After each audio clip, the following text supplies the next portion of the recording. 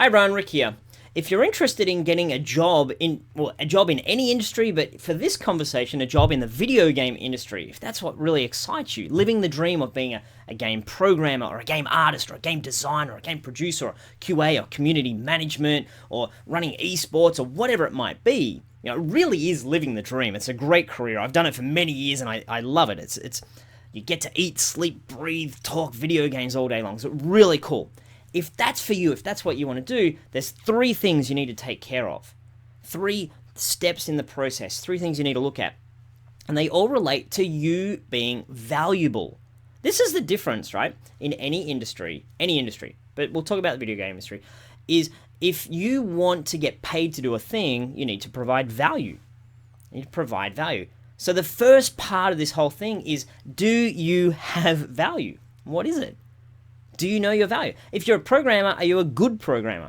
If you're a designer, are you a good designer? If you're an artist, are you a good artist? And so on. So that's the first part, the first foundational pillar. You just have to be good. You can't be just interested. That's not enough. It's a high demand industry. There's a lot of people wanting to do it. So you have to be good. And you have to be the best that you can be right now. That's the first part. Have value. The second part is you have to display value. You have to show your value in a way that potential employers can see it and be like, oh, that's pretty good. You have to have your best pieces of art presented on your LinkedIn profile and your portfolio, and here it is. People have to look at it and be like, that's pretty good. Speaking of LinkedIn profiles, you have to have a good LinkedIn profile so that when you're out there connecting, if someone's checking you out, they can see something that's like, this looks like someone who's valuable. This designer seems to have value for us. This programmer seems to have done the things that we need that programmer to have done to be valuable. So that's the second part. You need to be displaying your value. And that's the question I have for you. Are you currently displaying it? Do you know if it displays well or not? And then the third part that you need to work on, to build on, is to prove value. And this is something that's a lot deeper. A lot of people don't realize this. They think the process for getting a job is create resume and cover letter, send it off and say, I went to school and I've done a couple of things. Like, there we go. It's sort of displaying value, but maybe not. But it's not proving it. So how do you go about proving value to an employer? You have to do a lot more than just, here's my resume.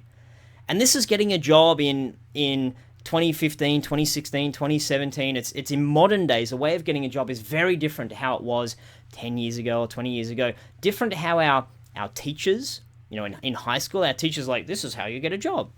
Different to what our parents went through when they were getting a job. There's a real conversation now. There's a real mechanism to getting a job. It's very different, and it's about proving your value. It's about going out of your way to say, you didn't ask me for this, but I'm going to give it to you anyway. Hey, I went and researched all these things. I know what you're looking for, and here's proof that I know what you're looking for.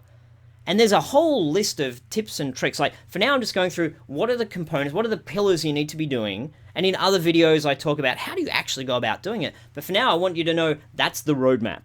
How do I get a job in the video game industry? How do I get promoted in the video game industry? How do I get my foot in the door? How do I network? How do I connect? How do I live the dream of getting paid to make games for a living?